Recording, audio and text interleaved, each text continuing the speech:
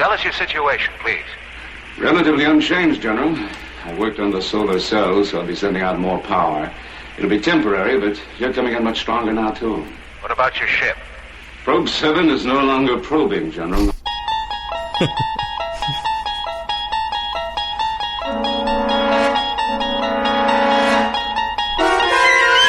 Hello, and welcome to the Twilight Pwn, the internet's third most popular Twilight Zone podcast. My name is John. I'm joined by my co-host, Fred. Hello.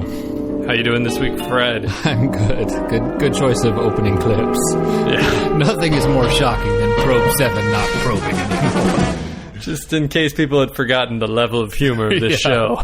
Yeah, we've been on a bit of a hiatus. I mean, I hope the listeners haven't noticed it that much because we plugged the gaps, but you and I haven't done this for at least a month or so.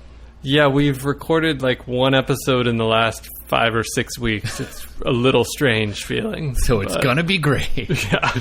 Are you settled into Pittsburgh? Just to refresh people, you moved from yes. the hipster capital of Texas to the hipster capital of southwestern Pennsylvania. Yeah, exactly, yeah. How are you settling in?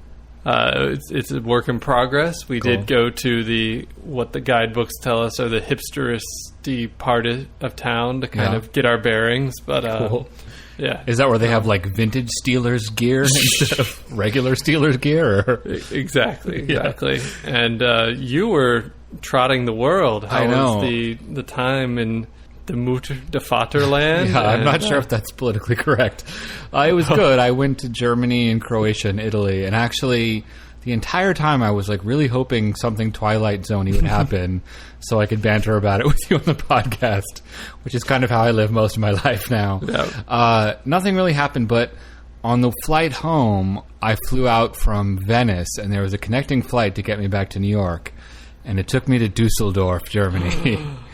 Which, as you may recall, was the setting for Mute. So yes, okay, that's much less offensive than the Death's Head Revisited reference I've been cooking up over here. Okay, let's go that There direction. was a connecting flight out of Auschwitz. Doc Fred. Sorry. We're back, I guess. Hope you missed us. We're gonna kick it off with a classic from the 5th season, which is Probe 7, Over and Out, a 5th season episode, the 129th of the production run. It aired originally on November 29th, 1963. One Colonel Cook, a traveler in space. He's landed on a remote planet several million miles from his point of departure. He can make an inventory of his plight by just one 360-degree movement of head and eyes. Colonel Cook has been set adrift in an ocean of space in a metal lifeboat that has been scorched and destroyed and will never fly again. He survived the crash, but his ordeal is yet to begin. Now he must give battle to loneliness. Now Colonel Cook must meet the unknown. It's a small planet set deep in space, but for Colonel Cook, it's the Twilight Zone. Yeah, Serling really liked saying Colonel Cook. Right. Serling wrote it as Lieutenant. The script just wasn't popping. Yeah, exactly. Something was missing. So, when we left things off with our Serling intros, we were contemplating not doing them anymore. I don't know if a month off exactly recharged the batteries, but we do have to do these Serling-style intros as it's essential to our branding. One or two people did say they liked them, and we didn't get any explicit please stops, so I guess we're going to keep going. We got a couple pity likes. I guess I'll go first. Sure. He said tentatively. Tonight we'd like to take a respite from symbolism and allegory to tell a good old-fashioned straightforward science fiction yarn. It concerns a futuristic planetary space agency, the Global Orbital Department, or GOD for short. GOD sends a man, Adam, on Operation Genesis on a 7-day mission into space. On the 7th day, Adam rests, his ship, which crashes on a strange garden-like planet.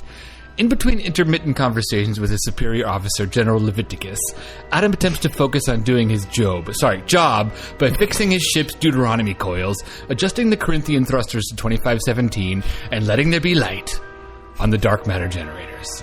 Will Adam fix his ship in time, or will he and his sidekick Eve be tricked by the evil serpent monster? The answer can only be found in the Bible. I mean, the Twilight Zone. Amen. Nice. Is Corinthians 25:17 anything particularly relevant? Is there a Twilight ref in the Bible that we don't know about?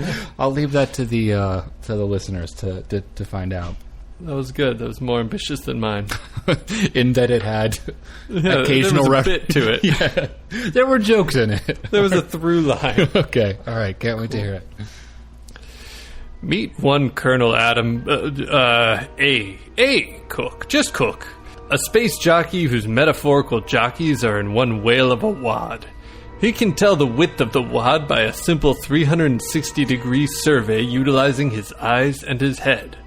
A 180-degree movement of his outer appendages would allow him to perambulate while maintaining his preferred 90-degree angle perpendicular to the porous plains of this peculiar planet.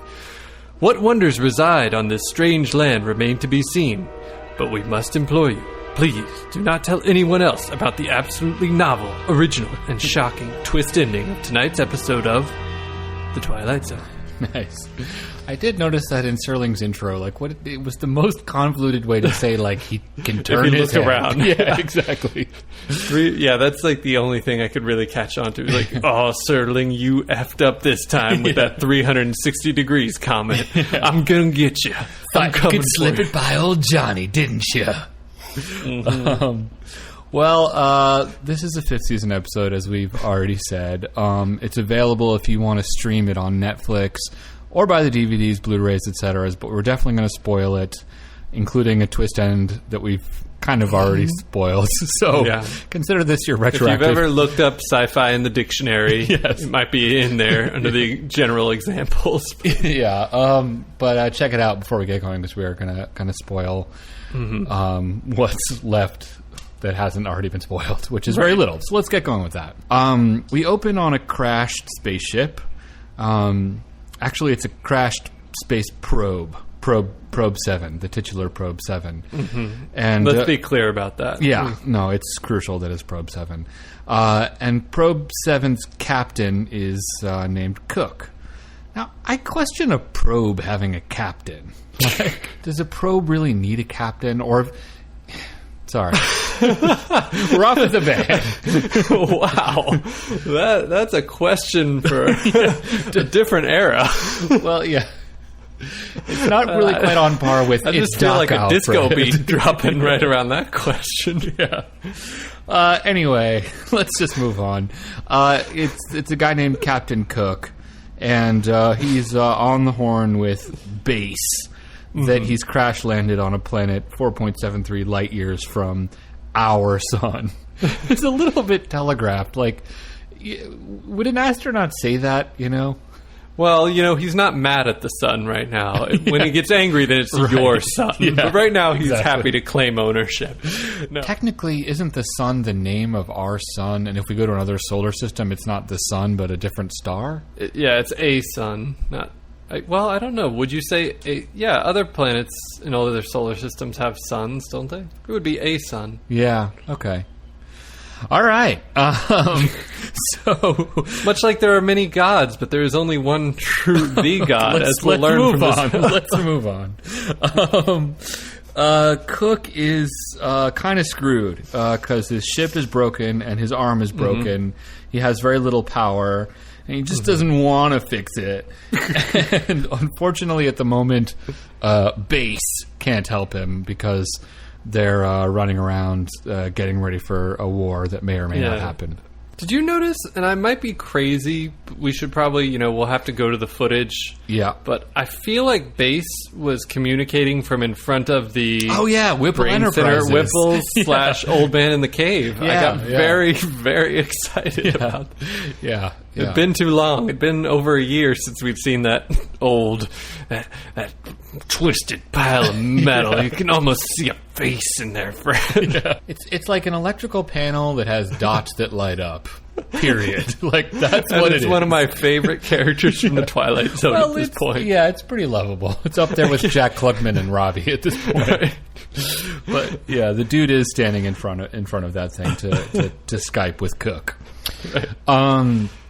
So, in the next scene, Cook is going to just take a chance on the atmosphere of the planet.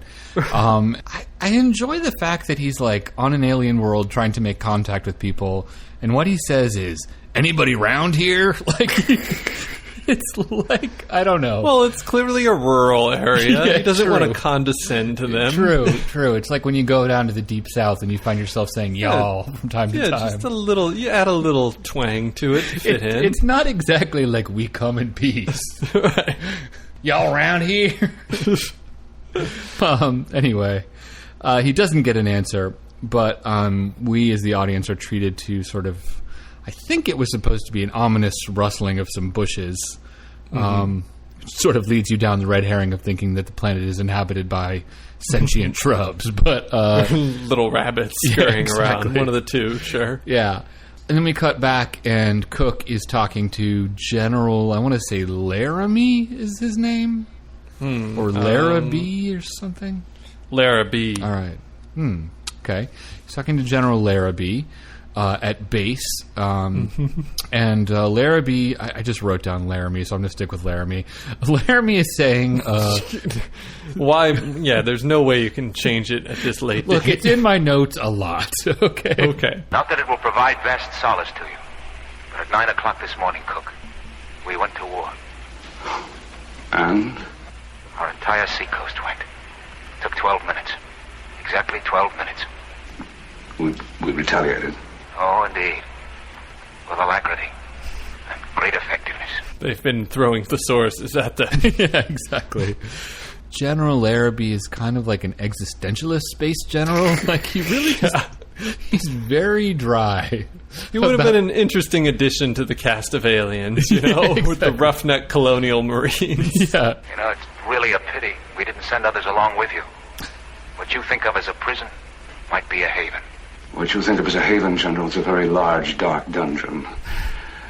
Maybe this world has only night and no day. So far, only darkness. And I don't care very much for solitary confinement. Unfortunately, for both of us, we have very little choice in the matter. What you think of as a dungeon, I think of as a halfway house. Well, I don't know. It's like what you think of as a dungeon is at least a dungeon that's not being bombed right now. Exactly. It's relative, Cook. Yeah. Cook's a little bit self-centered. You were saying he's only going out when it's dark. He says it's always dark. I think we're getting some hints of what's going on, even though that doesn't make sense even in the biblical chronology, but sure. Whoa, John. Who said anything about the Bible? Well, I like to look through all episodes through the lens Right, of whether they make exactly. sense biblically. This is like when Insane Clown Posse revealed that they're like a Christian group. It like suddenly comes out that the entire time. Wait, did that happen? Yeah, I think around when they released that stupid song Miracles or whatever. Remember that one about... Okay. Interesting. Yeah, I seem to remember that like the punchline of that was that they're actually practicing Christians. Interesting. I'm looking forward to playing the boner clip on that one next week. Yeah, it is. I'm looking forward to the ICP outro music that you'll have to track down. Cook, with the bad news, the slightly bad news that the world is ending, chooses to explore again outside, and he finds some marks in the ground outside, which means that somebody is there, and he delivers kind of like a Shakespearean monologue to sort of call out to whoever made the marks. Did you notice that? Is this the I've Got Company bit? Yeah, let's hear it. I've got company. I've got company. I've got company. Whoever and wherever. Welcome. Welcome. Come on down and meet your genial host. Let me see you. Please, whoever and wherever, let's shake hands. Come on, let's shake hands. I need a friend. Come on. It just has such a weird tone to it. It's like... I don't know. Having moved to a new city, that's kind of how I feel right now. Wherever you are. I mean, I've been just chasing neighbors. Yeah, shake my hand. I've got company. Yeah, I don't know, just something about the way he does it. It's like, prithee, be thee good man or bad, come, lay hand upon mine, and we shall break bread. Like, it just has this weird, like, I don't know. Is it, like, well, that might be the actor, just kind of carries that air about him. Yeah, you know. Anyway, in the midst of all of that tomfoolery, a rock sort of comically comes out and I think bonks is the technical term on this. The rock very much just bonks him unconscious. And I gotta say that just rocketed up to like top 10 funniest Twilight Zone moments. I mean, caught me totally off guard and it was great. It's just like the funniest thing is that based on the angle and trajectory of the rock, it was clearly thrown about 3 feet away from him. The rock looks like what they would use for a baseball in the Flintstones. Like it totally made me think of the Homer Simpson football in the groin thing. I mean, it's just, I think it's supposed to be, you're supposed to feel scared or menaced or something, but just, man, it just feels like America's Funniest Home Videos. Yeah, just a bit. Anyway, while Cook is sort of groggily trying to regain consciousness from a severe bonking, we get the last transmission from Larabee. Yeah, I don't have that. Okay, well, he gets it. We don't get it. But basically, he's saying something like, I hope that on the new world you've landed, it's better than this one, or something. I don't really care one way or the other. Larabee out. So he's sort of pleading with him to sort of make the next world a good one. Yeah. So Cook wakes up and he starts tinkering with his ship. And it's not long before he hears a knock from somewhere. I really didn't get what was happening. It's like... I just assumed it was from outside. But... Yeah, but remember when he goes out of the ship and is like, I'll let you out whenever you're ready. Oh, yeah. I don't know. I don't have a good answer for you. The motto of the Twilight Pwn. We don't got much for you, folks. Something happens that involves him...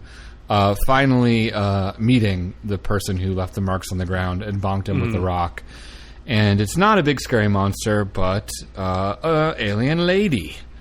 A dame, potentially stacked. Right, exactly. And he starts trying to communicate with her, first starting in Serling and then switching over to English. But she doesn't understand much of it. My name is Cook. I come from another planet. I crash-landed here. I cracked up my ship. I'm a wingless spaceman. No place to go and all the time in the universe to get there. Baller. Yeah, exactly. Just something about... Let me refreshen your martini. Yeah, it's a pretty smooth intro. It's definitely... having just spent, 3 weeks in several foreign countries where I didn't speak many of the languages, I definitely didn't start many conversations by saying, I'm a wingless spaceman. It's you don't talk that way when you're first starting to meet somebody. Maybe he's like, she's not even going to understand. I can try out some lines, just see how they feel. Yeah, exactly. Just the tone that I'm suave will come across. Yeah. But he eventually invites her to come sit down in the dirt and scratches out some crap on the ground. Which should, I don't know. Which is kind of more of your courting style. Yeah, exactly. Well, it worked. Anyway, he's trying to explain intergalactic space travel to her by drawing some circles in the ground, and he gives up. But then she responds in kind by drawing 2 circles on the ground with a line, and he really gets what she's going for there. It's like the couple playing Pictionary, exactly and you just know they're cheating. Yeah, exactly. It's the They've husband got a and wife system of signals. Yeah. This is not legit. Yeah, exactly. Just a little too good at Pictionary. He's like, oh, I see by that circle that your planet was knocked off its orbit, causing a mass extinction. However, you survived. I don't know. Anyway, throughout this pantomime, Cook learns that the girl's named Norda. So he invites her over for a bite to eat of his space rations. But when he grabs his walking stick, Norda gets scared off because she thinks it's a weapon. They tussle a bit, and then Cook has ample opportunity to pontificate about human nature. That's the way we humans are. But then it cuts, and he's alone. And he's still saying that stuff. Cook finally decides he's going to try and leave the spaceship and move to a better neighborhood on this planet, which is... He says very conspicuously is something like a garden. Innocuous comment. Doesn't mean anything. And Norda shows up, apparently getting over the whole fear of his stick. And she's going to come with. So they start trying to communicate. He shows her some dirt. What do you call this? In your language? Eat? No, not eat.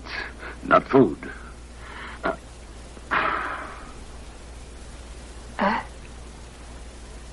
Earth.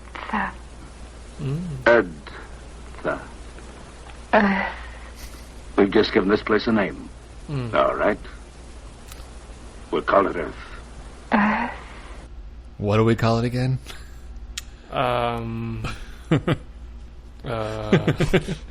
So I don't know. Is that like? Do we assume that the naming convention from his world was also just name it after like dirt on the ground? Or I come from planet Crud. I don't know. Yeah, I guess was it really close to being named like Tin Can or something? Exactly. That's not the end of the shocking twist, though. She says something about like Cook, and he's like, "Cook was my father's name. Call me Adam." Cook. Adam Cook. Adam Cook. Norda. Norda. Eve. All right, Eve. Well, we're dispossessed. Now we're going to possess. This is our home now. This is Earth. Let the generations of incest begin. We're Adam and Eve. This is Earth. Signing off. That's not actually... And now you know the rest of the story. Wink. That's actually not the end of it, though, because remember she walks him over to, like, a fruit tree and... I mean, we don't actually see a snake. Okay, well, what happens next? Well, she, like, invites him over to a fruit tree, and he's like, "This is the food you've been living on?" And I think she says, like, "Apple" or something. Right. And he's like, "All right, I'll eat this. And I'll gain knowledge, which casts me out of this area." Right? I don't know. Do you know these people? Names familiar, are they? They lived a long time ago. Perhaps they're part fable.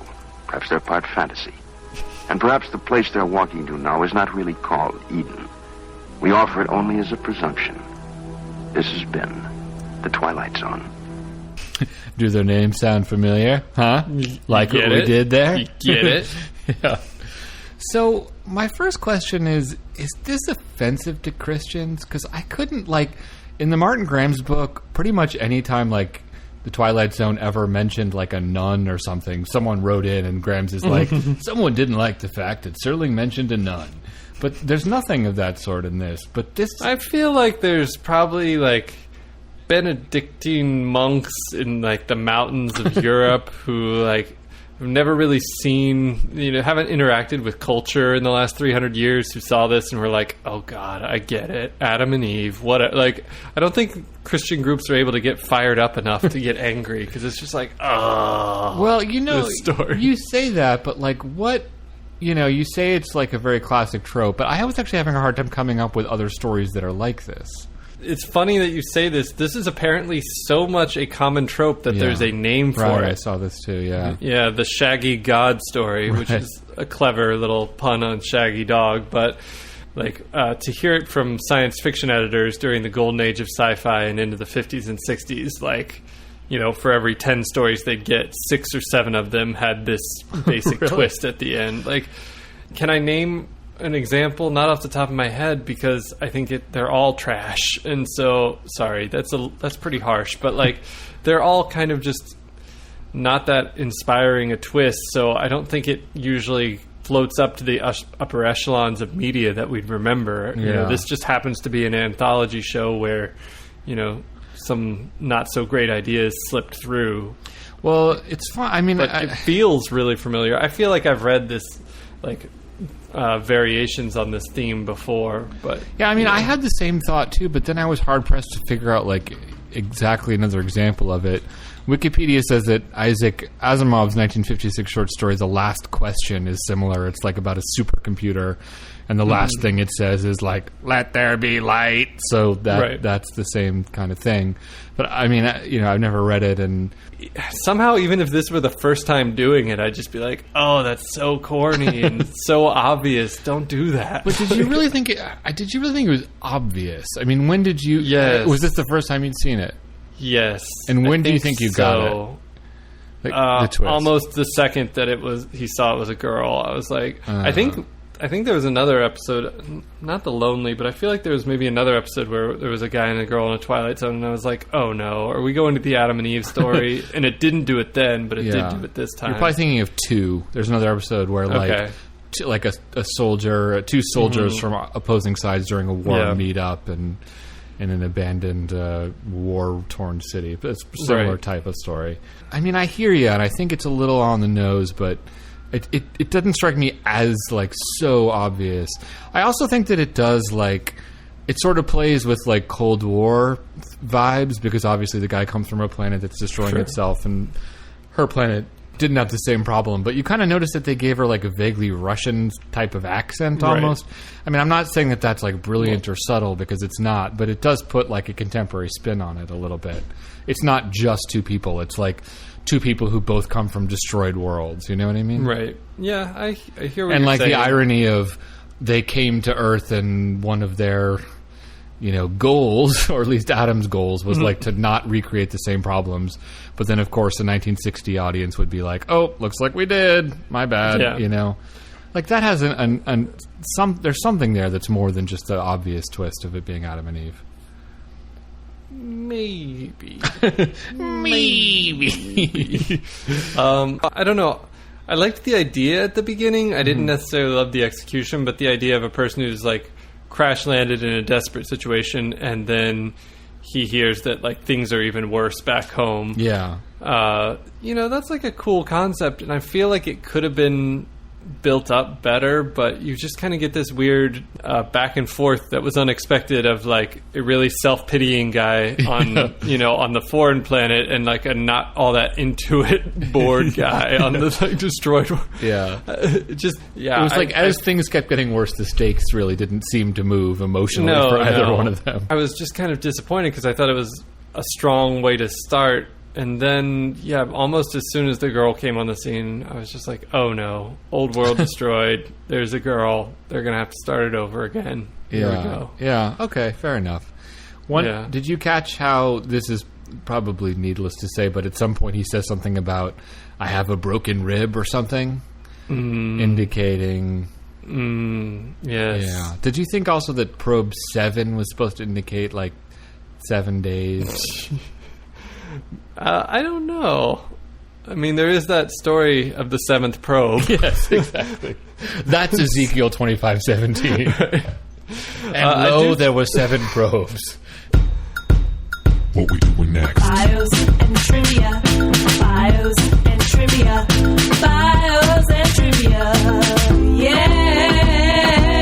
Scott, Zingri, Mark Grams Jr., Zingri and Grams, and IMDb. We talked about this, but I guess Shaggy God's story explicitly means is characterized by attempts to explain biblical concepts with science fiction tropes. It doesn't have to be this specific Adam and Eve kind of twist, but just, Cook's Homeworld is 4.3 light years from Earth, which would put it in the Alpha Centauri system. Interesting. Norda...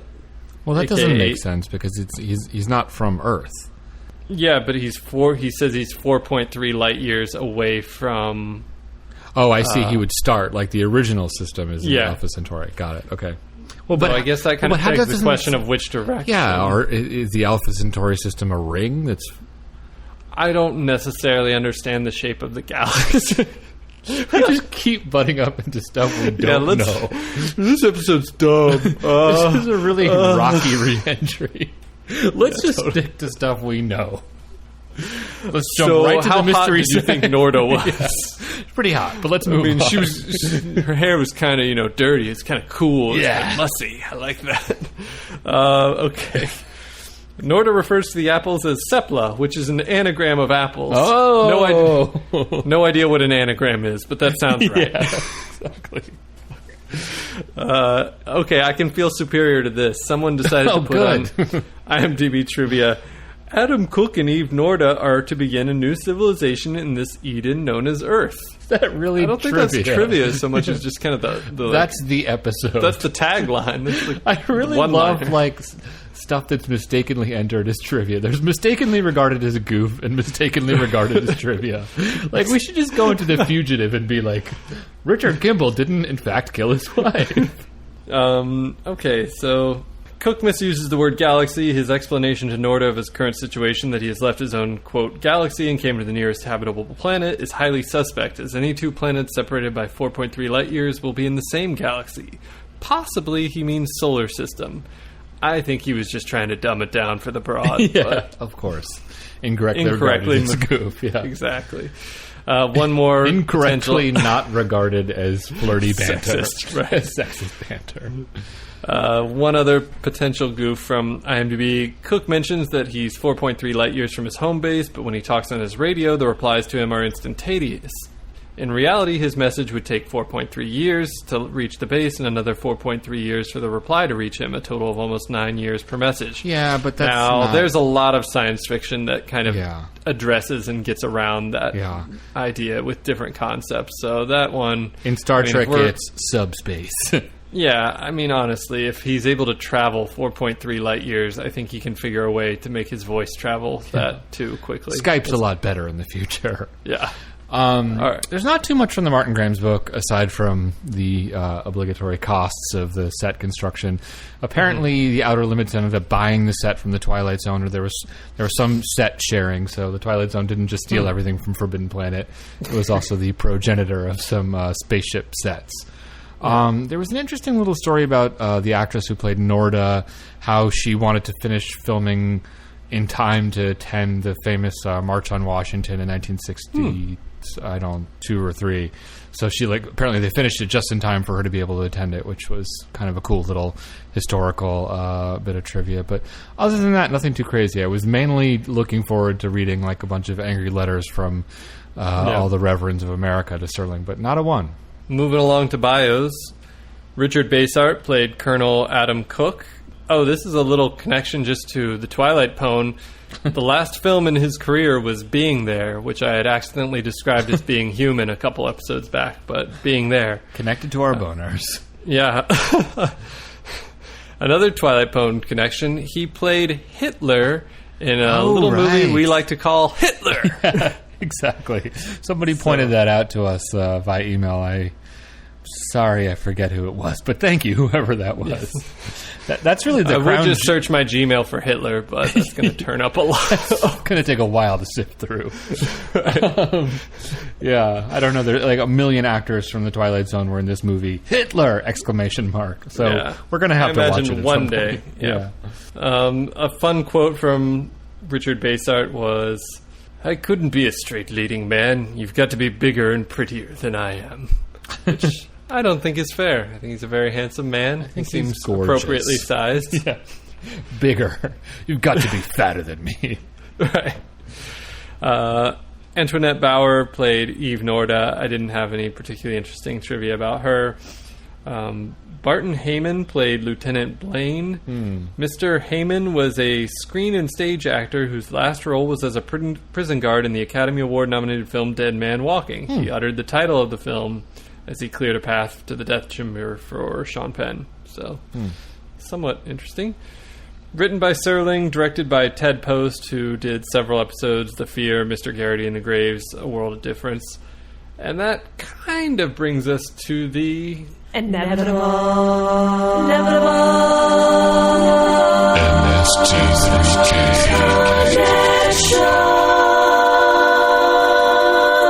We kind of like to find connections between Mystery Science Theater 3000 and the Twilight Zone, and we kind of did it this week. Yeah, so normally we try and find connections where they've actually, have actors that were in episodes that were addressed in MST3K. This one is big enough that I think we can squeak by. Richard Basehart was never actually in an episode that they watched, but there was a long-running gag that one of the robots inexplicably had a huge crush on Richard Basehart. To the extent that she sometimes would only say Richard Basehart when questioned about things. So I think we can get by with that. I like the concept of we can squeak by. Like, who or what are we squeaking by? There's a panel. Yeah, exactly. Okay, so what about IMDb? How'd they rate this one? IMDb gives this episode a 7.6. Kind of in the middle of the target there. Very much middling. I kind of feel the same, actually. I know that you consider it to be a little bit cliched, which I think is fair, but it didn't really bother me. I mean, I've seen this episode before, but I don't think I got it as quickly as you did the first time I saw it. I also think it's relatively well made, maybe the bonk aside. I think like it's just a nice little plot and moves along at a decent pace, and I feel I don't have strong feelings about it. It's kind of like in the 6+ range for me. What about you? I'd like to be nice and give it a 5 and just say it's forgettable, but the fact that it feels so silly and cliche to me with the Adam and Eve ending kind of knocks it down a peg. I do think Richard Basehart is a good actor. I don't think the writing is very good. I feel like he does as well as he can with what he's given to work with.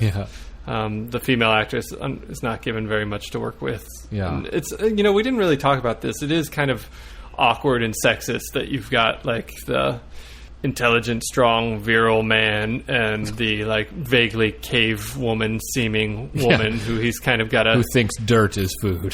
Right. She does act a bit cave womany. It's fair. There's a bit of like a fire bad like to it. It's like, is this really the person that they're trusting to be the sole surviving member of their species? Exactly. Anyway. So all that being said, it's not terrible. It's not badly directed. It's got promise at the beginning, and the acting is decent. So I feel like it's kind of like a 4-. Cool. Not terrible, but not a very good episode. Yeah. I'm gonna I don't know. I'm gonna give it a 6+, but it's a very unenthusiastic plus. It's just kind of like I don't know. Well, where's the plus coming from? Let's explore that plus. Let's explore the plus. Long pause. I don't know. I like post-apocalyptic scenario. I'm just a simple country podcast. Your fancy plus and minus system. I think I just like this scenario. Like the idea of like a guy being isolated on a stranded world while his own stranded on a new world while his own planet dies, I think is a compelling and interesting situation. And I agree that it's sort of like a smack on the forehead ending, but I don't know. Like, okay, if you look at the Wikipedia page for Shaggy God's story, like the example they use is this, So that to me suggests that, yes, okay, maybe it's been done before and maybe even done better, but like I kind of cut it some slack for being like a little bit earlier to the game than... it's like something that's become a cliche, but maybe at the time it wasn't. Agree to disagree. All right. 4+, 6, 4-, sorry, and 6+, which actually, ironically enough, averages out to be a 5, which I think is probably the true value, the true market value of this episode, which we will wrap up now. Did somebody request it? Yes, that was requested by Adam via Gmail. Adam via Gmail. Maybe Adam, John?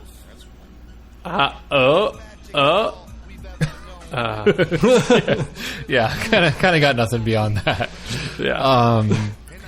Next week, and Eve via Twitter. Yeah, exactly. There we go.